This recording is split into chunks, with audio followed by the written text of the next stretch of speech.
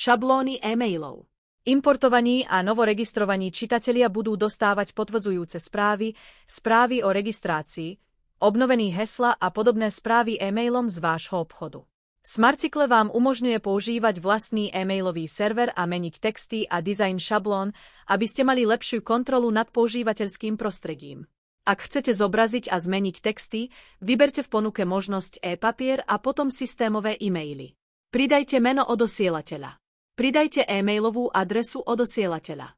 Ak chcete používať vlastný e-mailový server namiesto Smartcycle, zadajte adresu servera a prihlasovacie údaje. Po úspešnom nastavení môžete odoslať skúšobný e-mail na ľubovoľnú e-mailovú adresu. Pridajte fyzickú adresu vydavateľa a text pre adresu URL automatického prihlásenia, ktorá sa bude zobrazovať v petičke každej šablóny. Potom zmente farbu a písmo šablón a nahrajte vlastné logo. E-mail. Ak chcete prispôsobiť každý text e-mailu zvlášť, kliknite na ikonu ceruzky vedľa každého názvu. Všimnite si, že každá šablóna e-mailu má formátovanie HTML, ktoré umožňuje väčšiu flexibilitu pri prispôsobovaní dizajnu.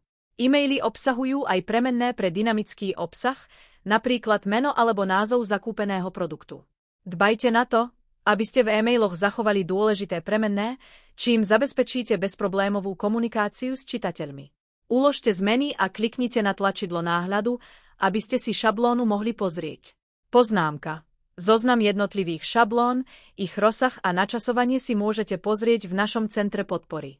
Nastavenie pripomenutia predplatného. Môžete určiť, koľko dní po vypešaní platnosti predplatného má odberateľ dostávať e-maily s pripomienkami. Ak ide o jednorazové predplatné, čitatelia budú dostávať pripomienky o obnovení. V prípade opakovaného predplatného sú čitatelia informovaní o obnovení a v niektorých prípadoch sú vyzvaní na vykonanie platby.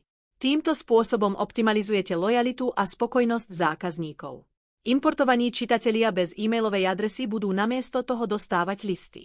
Najprv aktivujte predplatné pre poštové listy v časti e-papier, nastavenia značky. Potom sa vráte do systému listov a zmente nastavenia podobne ako pri e-mailových šablónach.